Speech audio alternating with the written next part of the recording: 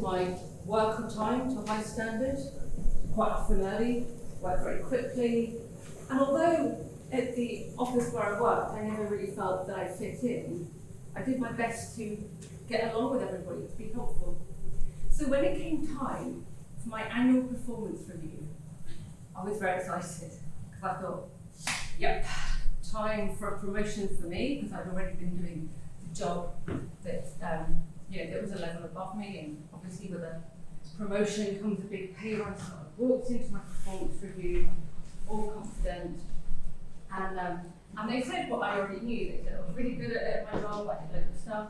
The only thing they put under the weaknesses bit was that I helped people too much. That was all that they could find wrong with me, was that I was too helpful, and they said you should be focusing on your own job. But I was always finishing my work in time, so I had time to help other people. So after all that, I sat back and waited for them to tell me about my promotion. Only there wasn't one. And there was only a very paltry pay rise as well. I was quite shocked. And I remember what my boss's boss said to me then. She said, you have to walk before you can run. But I'd already been running for some time. But I did take her advice. So I walked right out of there and into presentation. And then eventually I set up my own company. Autistic people like me have long been treated as less than others, thought of as weird or difficult or a challenge, undesirable, even incapable. And when we are capable of doing stuff, it's often not really valued. That was my experience. I don't know which was worse, feeling like I was being left out and not understanding why, or the frustration that came with not being able to shine, to do my best work.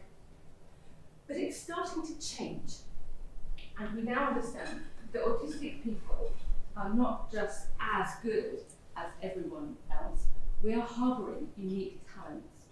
And today, I'm going to be showing you how to make the most of these brilliant people.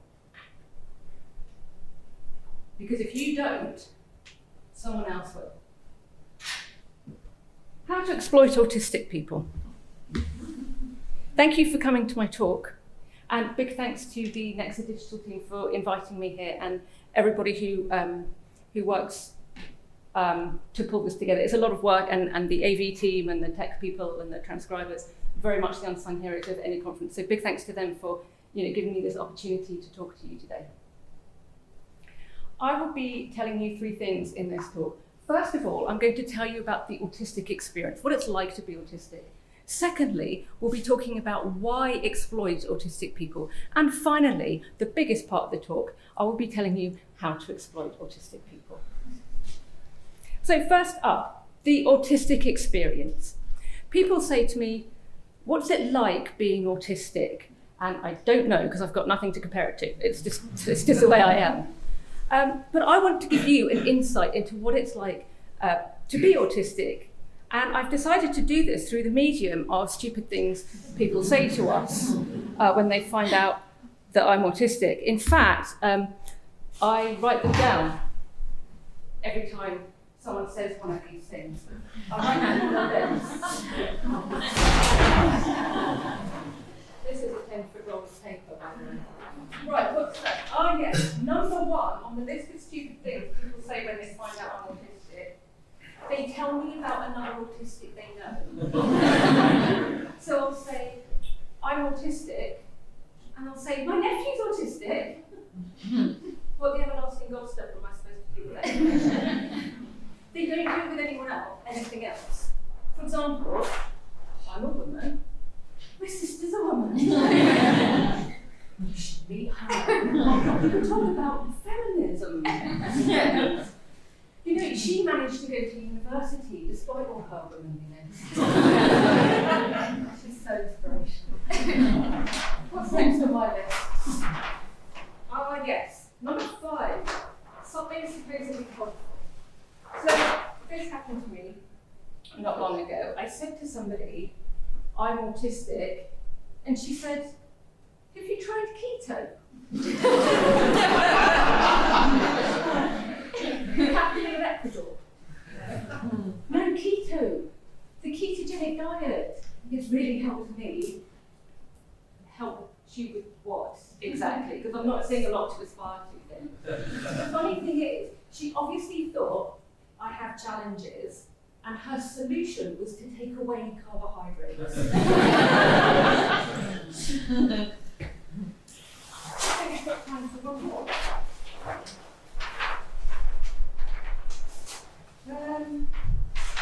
Let me think. Oh yes, number 9. On the list is stupid things people say, I believe I know I'm autistic. Oh. Nice, isn't it? You're autistic. She's autistic, Jean. She's got that autism. You're doing ever so well. Well, I should be, because I'm a published author and I've done a TEDx talk and you just congratulated me for going to the toilet. Well done, you. So that's an insight into what it's actually like being autistic. First up, people assume we're all the same. Then they try to make us not quite so autistic. And finally, thinking that we're less than others. So, why exploit autistic people? 3 reasons. First of all, because we're productive. Secondly, we do things properly. And finally, because we're cool.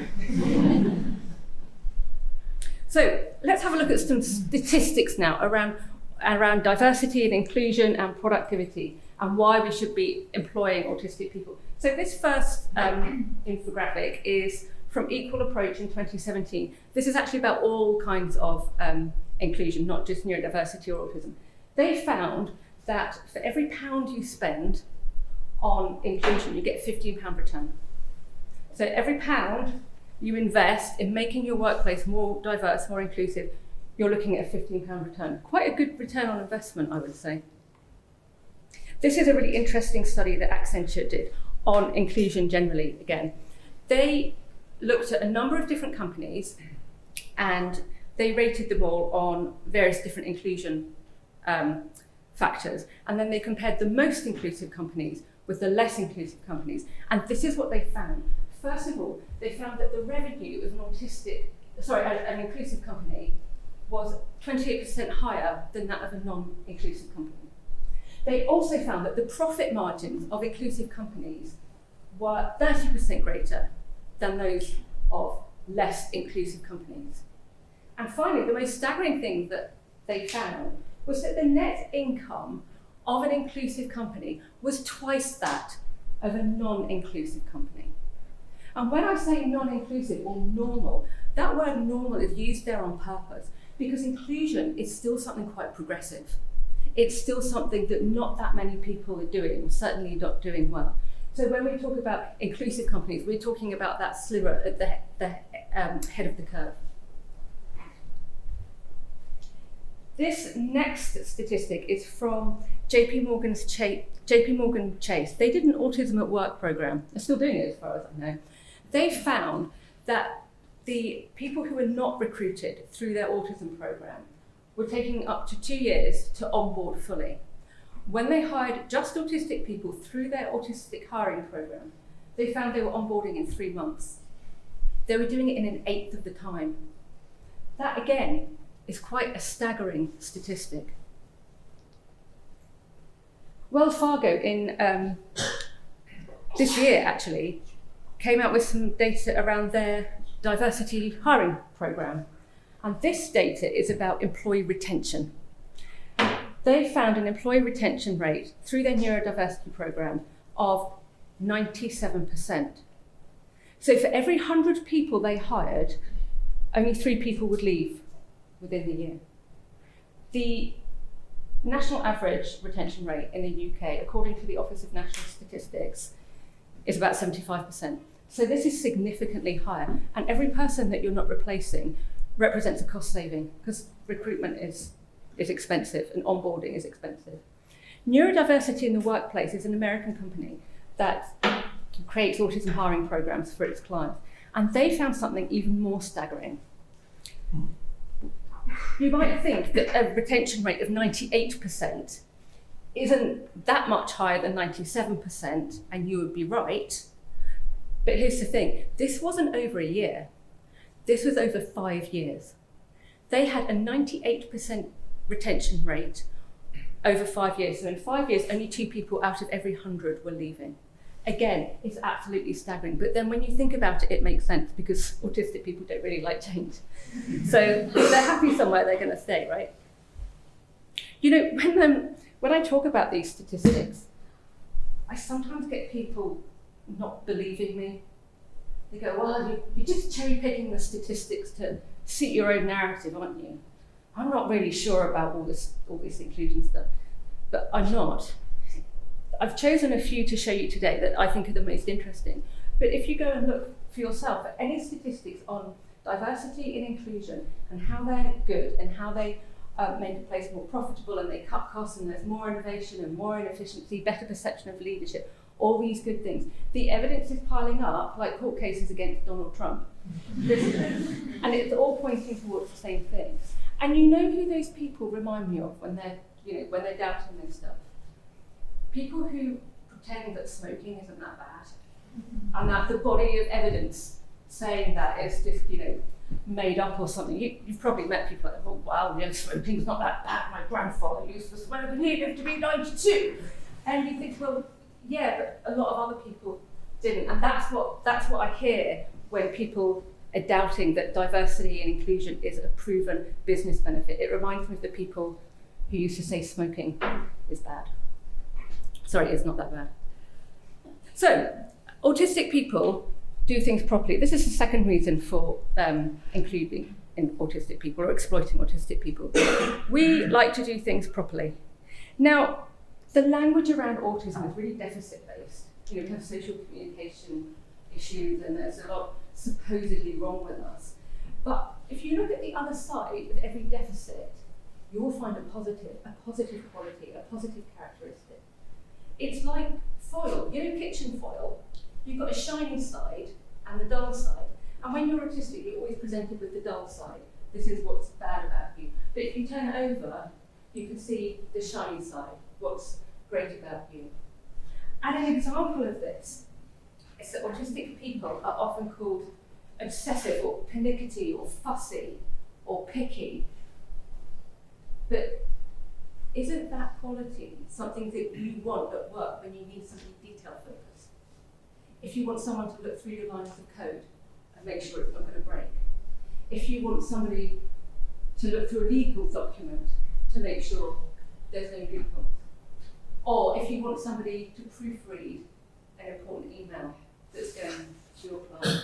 Suddenly, those qualities, that autistic attention to detail, is something that you really need. And the other part of this is that we actually enjoy this stuff.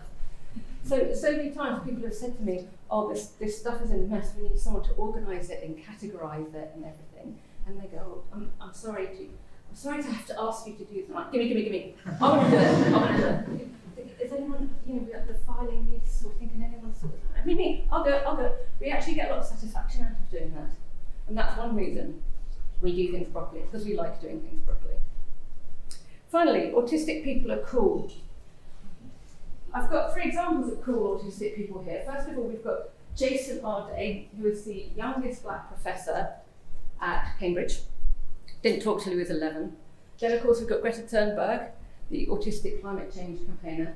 And over here, we've got Eminem, the award-winning rap artist. And the point of this is we're not all, stuck in a corner, tapping away on a computer. Autistic people cover a much broader spectrum of different sorts of people and different types of people than you might otherwise think that might be the case.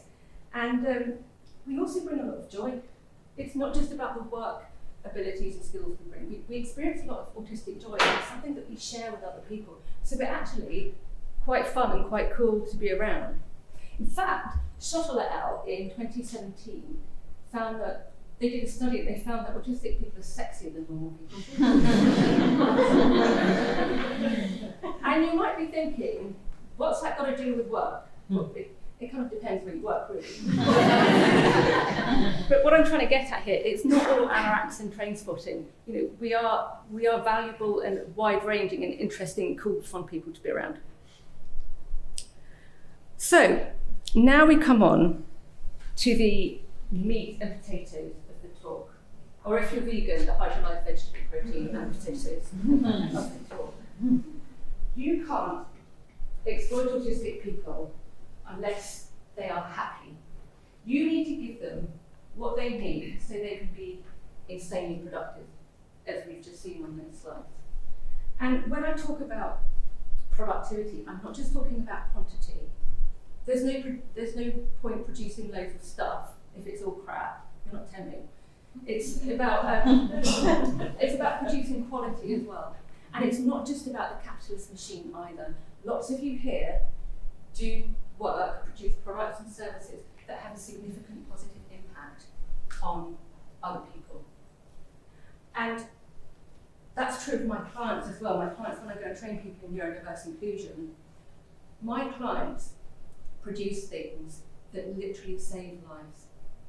There are people walking around right now because of that sterling work that my clients have done. So when I say this stuff is important, I really mean it.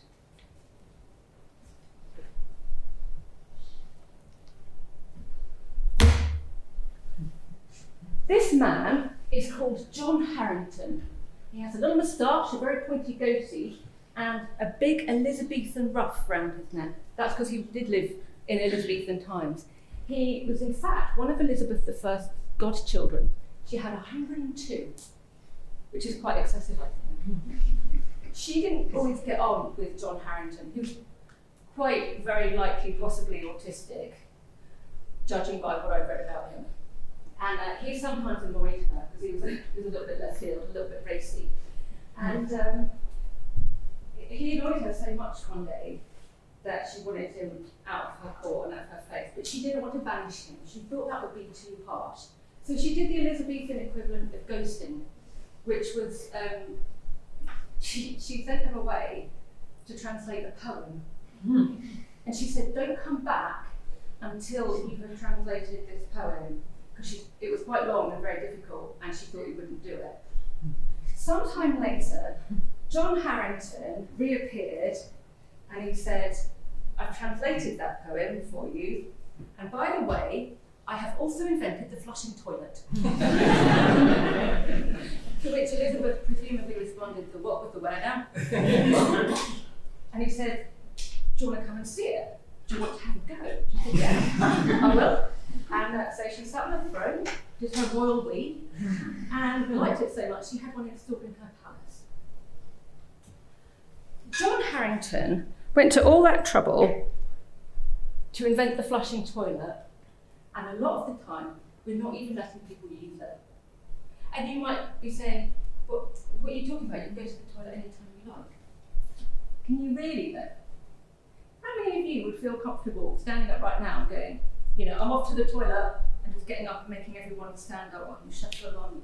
It can be quite hard, can't it? And what about when you go to work? If you go to a job interview or to a meeting, you might have been travelling, or you might have just had one of those massive Costa coffees or something.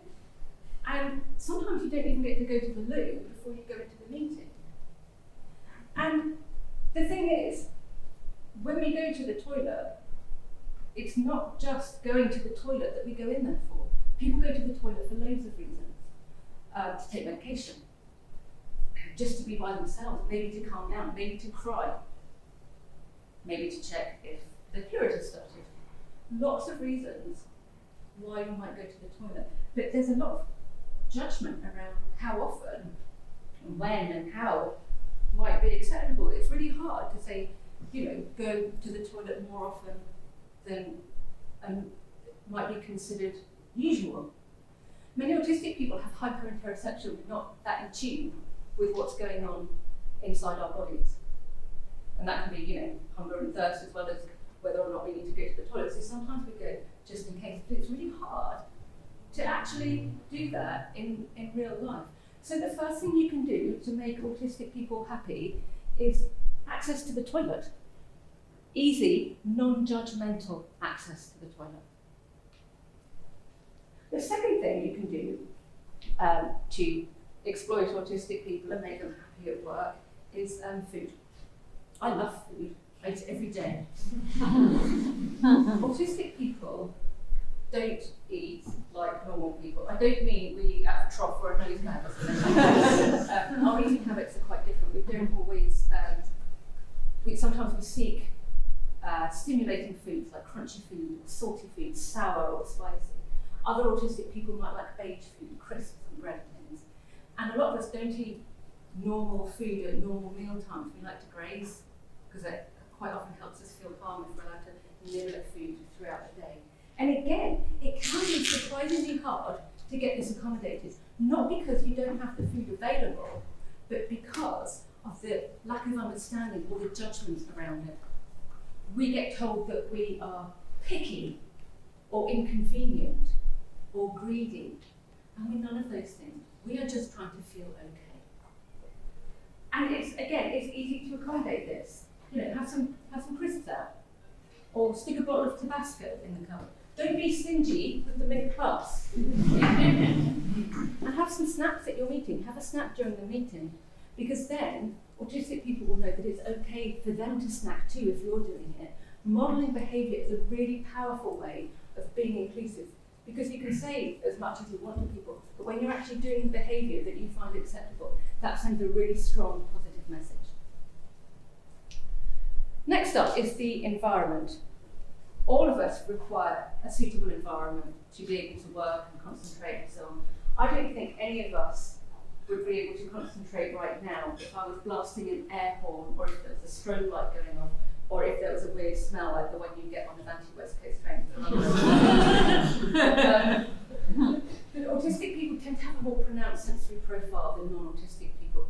This means we're more sensitive to things like light and sound, temperature, and again, it's easy to accommodate this to improve the environment. So you might have some plants around, or you might have a more casual dress code so we can dress more comfortably.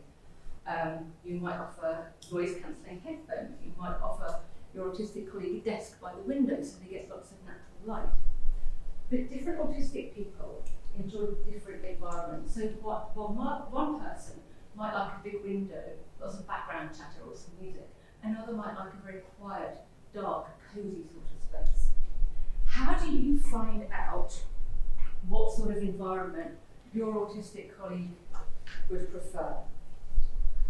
You can ask them. Groundbreaking, isn't it?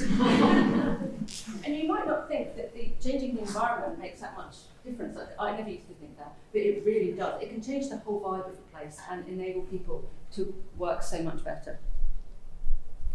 Next up on my list of things you need for exploiting autistic people, making them happy and comfortable at work, is enjoyable work. You know that JP Morgan Chase study I mentioned about their Autism at Work programme? They were finding that autistic people were 90% more productive than their peers on that. But when they put autistic people onto projects that they were enjoying, that went up to 140% above their peers. Absolutely staggering. And it shows just how important being into your work, enjoying your job can be. Now, it's not realistic to expect every aspect of a job to be enjoyable. It's just not. But that's okay, because what we can do more and more now is tailor the job to the individual instead of trying to find an individual to fit that job.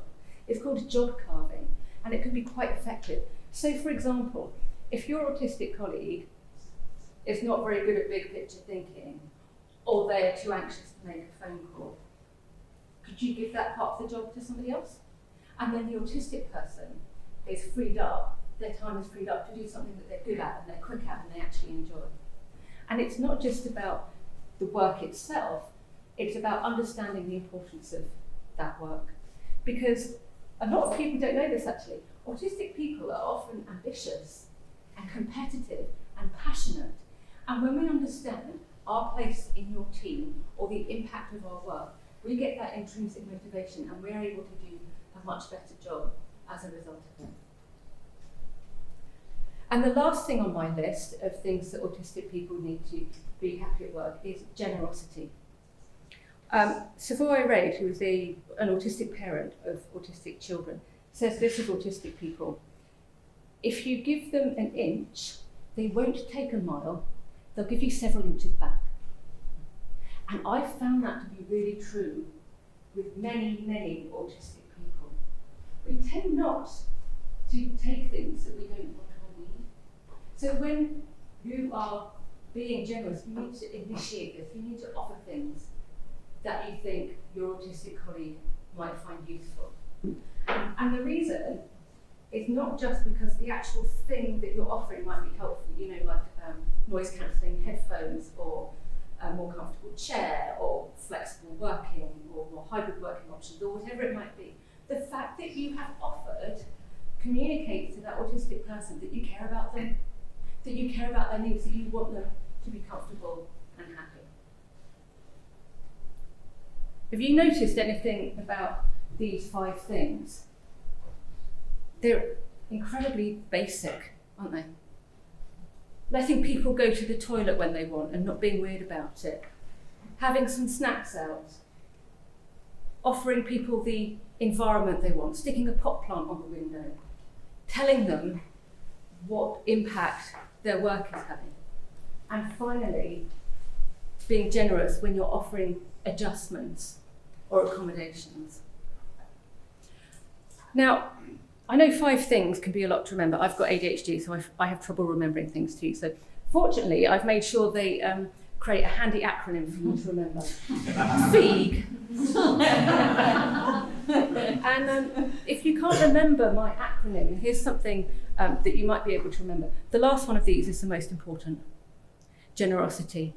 Because it's not just being generous with stuff, it's generosity of spirit. It is trusting your autistic colleague when they say something is bothering them. It's understanding where they might be coming from. And it's meeting their authenticity with a bit of your own. We're not really talking about exploiting people at all, are we? We're talking about including autistic people. All those things that I just went through, they're exactly what you need to do to be inclusive. Exploiting autistic people and including autistic people are 2 sides of the same coin. And the thing is, even though all those things I went through are not challenging, they're incredibly simple and basic and mostly free, or at least cheap, a lot of people still aren't doing them. Autistic people are still not being included. There's a lot of stigma around autism. Imagine if there wasn't. Imagine if, instead of hiding our true selves or being ashamed of who we are, we could wear our autism like a badge of honour. We could put it at the top of our CV,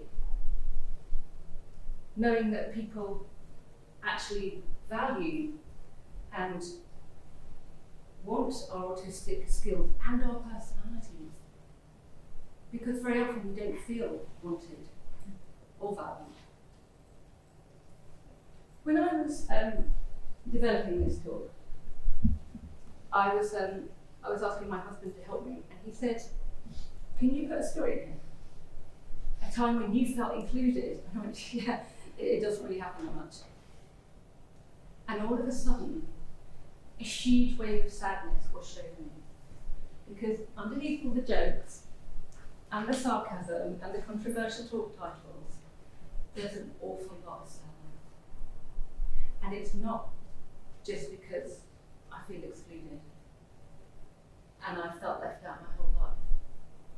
It's because I don't know if it's because I'm autistic or if it's just me. Maybe people just don't like me. Maybe it's nothing to do with autism. It's just who I am. I have never ever spoken about this before. It's hard to verbalise.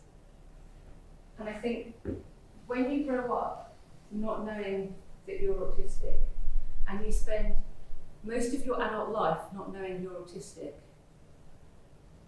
you never really have the opportunity to understand yourself.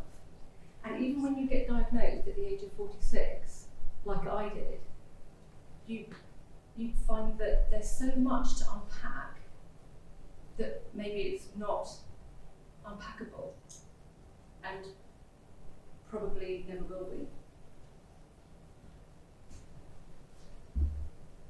But there's a ray of hope. I said that, things are starting to change. And however and whyever you choose to exploit or include autistic people, however you do it, the outcomes are the same. And they're what autistic people want to earn money and to feel a part of something and to feel important and to have an impact on the world. So it doesn't really matter what you do, how you go about it, why you do it, whether you're doing it to earn loads of money or you're doing it because you want to be inclusive, the outcomes are the same, and they're what all of us want. And the outcome for me is that, maybe other autistic people too, is that it chips away at that deep-seated sadness, that part of us that says that we're no good, that we're not important, and that no one cares about us. And that, you being inclusive, is giving us that massive gift. How to exploit autistic people? By making us feel that we belong.